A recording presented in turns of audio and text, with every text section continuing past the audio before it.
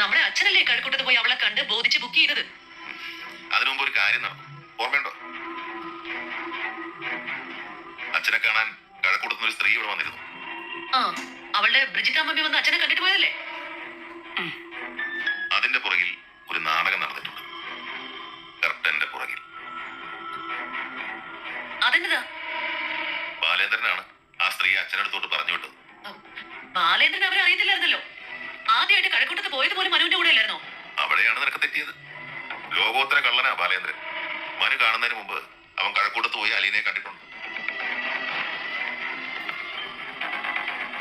അവന്റെ കുരുട്ടുബുദ്ധിയാണ് ബ്രിജിത്താമ്മയെ കൊല്ലപ്പള്ളിക്ക് പറഞ്ഞയച്ചതും അച്ഛനെ സ്വാധീനിച്ച് അലീനയെ കൊല്ലപ്പള്ളിയിൽ എത്തിച്ചതും. ബാലേന്ദ്രൻ എന്തിനാ അങ്ങനെ ചെയ്തു? അലീനയെ ബാലേന്ദ്രൻ എങ്ങനെ അറിയാം? അതല്ലേ ശിവേട്ടൻ പറഞ്ഞോണ്ട് വരുന്നേ. നീ വെറും പൊട്ടിയ വൈജയ്. നിന്നെ ഇത്രയും കാലം ബാലേന്ദ്രൻ പറ്റിക്കുമായിരുന്നു. എന്നെ ചതി അവൻ നിന്നോട് ചെയ്തതെന്ന് നിനക്ക് അറിയാമോ? എന്നതാണെന്ന് പറ. എന്നെ ഇടിങ്ങനെ പറിക്കല്ലേ. ബാലേന്ദ്രന്റെ സ്വന്തം മോള അലീന. ബാലേന്ദ്രന്റെ മകളോ? ആണെന്നേ, സ്വന്തം മകൾ.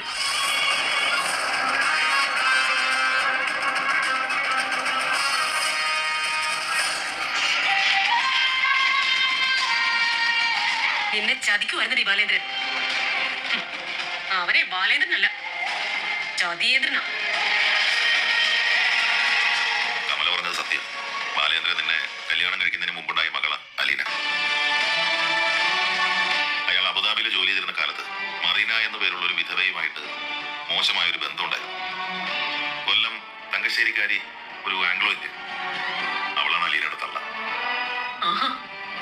എന്നെ ചതിക്കായിരുന്നല്ലേ? അവളില്ലേ ഇപ്പൊ അഭിഷാറ്റ്? അവളെ തള്ള അവരെത്തുപോയി. അതുകൊണ്ടല്ലേ ബാലേന്ദ്രൻ ഏറ്റെടുത്തു. അവന്റെ വക്രബുദ്ധി നീ ഒന്ന് ആലോചിച്ച് നോക്കി. നേരിട്ട് അവളെ കടപ്പാട്ടൂരോട്ട് വിളിച്ചുകൊണ്ട് വരാൻ പറ്റത്തില്ലല്ലോ. അതിനവൻ വളഞ്ഞ വഴി കൂടെ അമ്മയെ ശുശ്രൂഷിക്കാനാണെന്നും പറഞ്ഞുകൊണ്ട് ആദ്യം അലീനയെ ഈ വീട്ടിൽ കൊണ്ടുപോയി. പിന്നീട് ഇവിടുന്ന് അവന്റെ വീട്ടിലോട്ട് കൊണ്ടുപോയി. എങ്ങനെയുണ്ട് അവന്റെ കാഞ്ഞ ബുദ്ധി? വെറുതെ അല്ല ശിവേട്ട, എനിക്ക് അവളെ ആദ്യം കണ്ടപ്പോഴേ തോന്നി ഒരു ലക്ഷണപ്പശൻ, ഒരു നെഗറ്റീവ് വൈബ്. ഇവിടെ ശരിയല്ലല്ലോ ശരിയല്ലല്ലോ എന്ന്. എന്നാലും ഞാൻ ഇത്രയും വിചാരിച്ചില്ല ശിവേട്ട, ബാലേന്ദ്രൻ എന്നോട് ഇങ്ങനെ ഒരു ചതി ചെയ്തിട്ടുണ്ടെന്ന്. നീ തോറ്റുപോയി വൈജയ്. ഇനി രക്ഷയില്ല. എനിക്കിനി ജീവിക്കണമെന്ന് പോലും ഇല്ല ശിവേട്ട. ഞാൻ എന്തിനാ ഇങ്ങനെ ഒരു ജീവശവം പോലെ ആർക്കും വേണ്ടാതെ ഇങ്ങനെ ജീവിക്കുന്നതിനേക്കാൾ നേരം ചത്തേക്കുന്നതാ.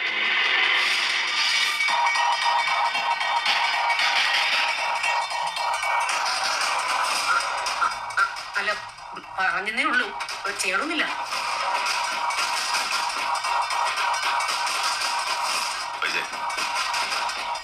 ഇനി നീ അവന്റെ അടുത്ത് പുസ്തകം നിൽക്കണം. മക്കളെ മാത്രം ഓർത്താൽ മതി. അവരോട്ടേക്ക്. ശരിയാ.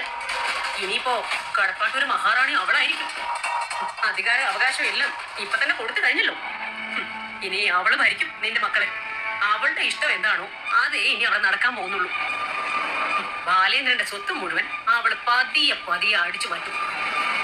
നിന്റെ മക്കൾക്ക് ആ വീട്ടില് വേലക്കാരുടെ സ്ഥാനമായിരിക്കും.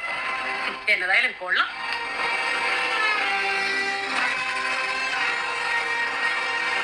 ഇല്ല ചേട്ടാ, ഞാനങ്ങനെ തോറ്റു കൊടുക്കത്തില്ല. കൊല്ലും ഞാൻ അവളെ. ഒന്നെങ്കിൽ അവള്, അല്ലെങ്കിൽ ഞാൻ. രണ്ടിൽ ഒരാള് മാത്രം മതി ഈ ഭൂമിക്ക് മേലെ. ഇനി എനിക്കൊന്നും നോക്കാനില്ല. നീ അബദ്ധമൊന്നും കാണിച്ചേക്കരുത്. നല്ലപോലെ ആലോചിച്ച് ബുദ്ധിപൂർവ്വം തീരുമാനമെടുക്കും. എന്ത് ചെയ്താലും അതിനു മുമ്പ് നിന്റെ മക്കളെ കൂടി ഓർക്കണം. അവർക്ക് നീയല്ലാതെ വേറെ ആരുമില്ല. കൊല്ലുമെന്ന് പറയാനും ചിലപ്പോൾ കൊല്ലാനും എളുപ്പം കഴിയും. പക്ഷെ അതിനുശേഷം പോലീസ്, കേസ്, കോടതി, ജയില്, പല തരത്തിലുള്ള അപമാനം എല്ലാം ഉണ്ടെന്നുള്ളൊരു ഓർമ്മ വേണം. പിന്നെ ഞാൻ എന്ത് ചെയ്യണം? ആത്മഹത്യ ചെയ്യണം? മക്കളെ മറന്നിട്ട് ഒന്നും ചെയ്യരുത്. അതേ എനിക്ക് പറയാനുള്ളൂ.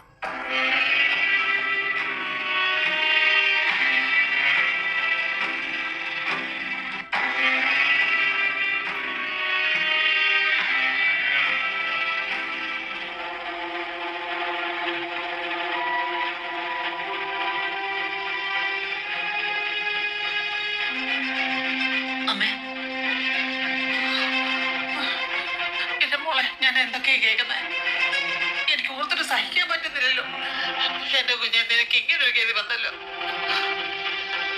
ഞാൻ അന്നേ അമ്മയോട് പറഞ്ഞതല്ലേ അവള് ശരിയല്ലാന്ന്. കേൾക്കാൻ ആരും ഉണ്ടായില്ല.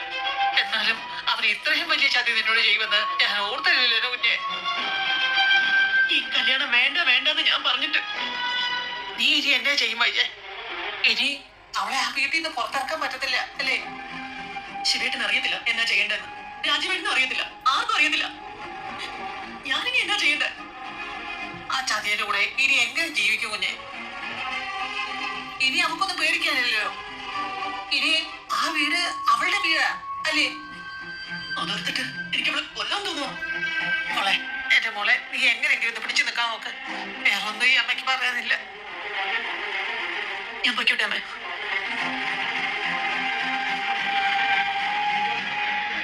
ഈശ്വര കാത്തോളേ.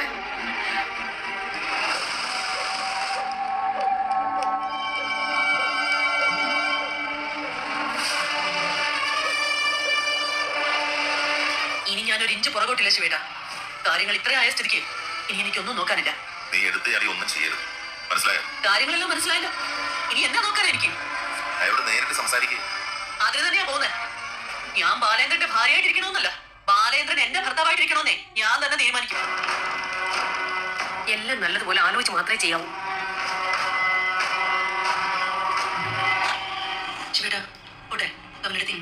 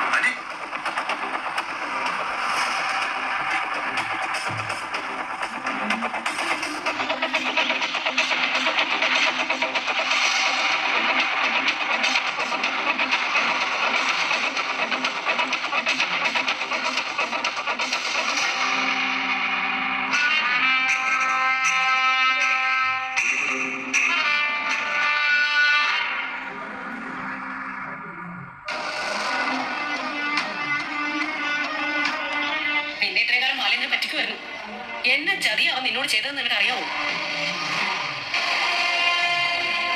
ബാലേന്ദ്രൻ നിന്നെ കല്യാണം കഴിക്കുന്നതിന് മുമ്പുണ്ടായ മകളാ അലീന. കൊല്ലം തങ്കശ്ശേരിക്കാരി ഒരു ആംഗ്ലോ ഇന്ത്യൻ.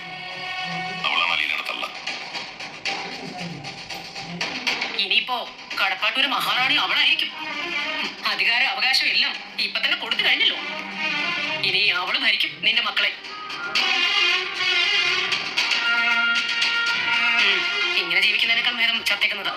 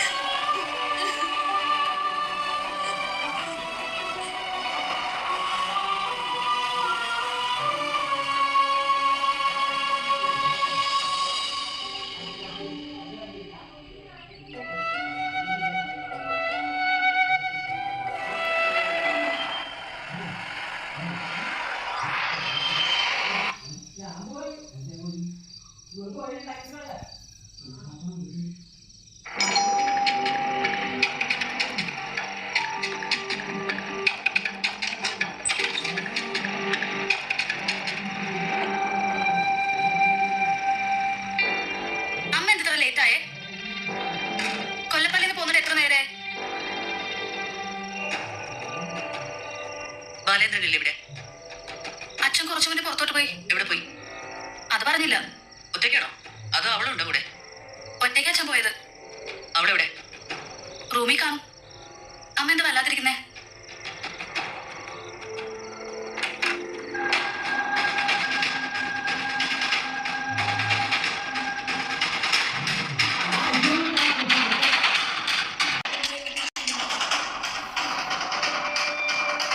നീ എന്തിനാണ് ഈ വീട്ടിലോട്ട് കയറി വന്ന അന്ന് മുതൽ ഇത്രയും നാട് ഇങ്ങനെ നാടകം കളിച്ചത്?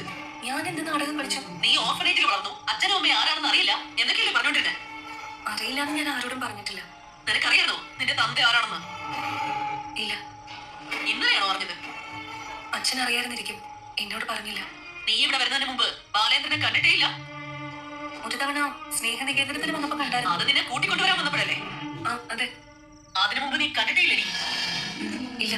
മുഖത്ത് നോക്കി കള്ളം പറഞ്ഞോടി. കണ്ടിട്ടുണ്ടെങ്കിൽ കണ്ടിട്ടുണ്ടെന്ന് പറയാനുള്ള ധൈര്യം എനിക്കുണ്ട്. ബാലേന്ദ്രന്റെ ഫോട്ടോ പോലും നീ കണ്ടിട്ടേ ഇല്ല. ഇല്ല.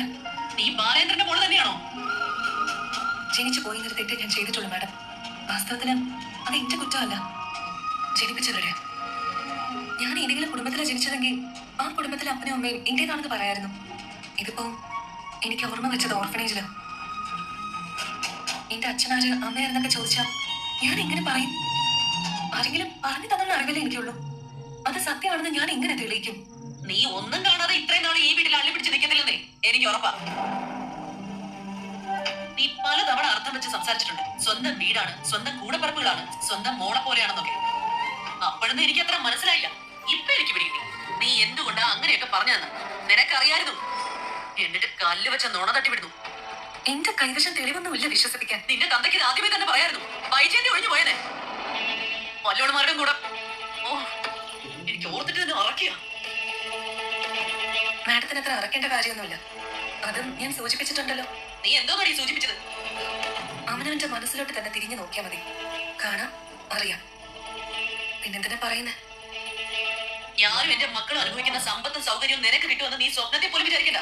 എനിക്ക് വേണ്ട മാഡം.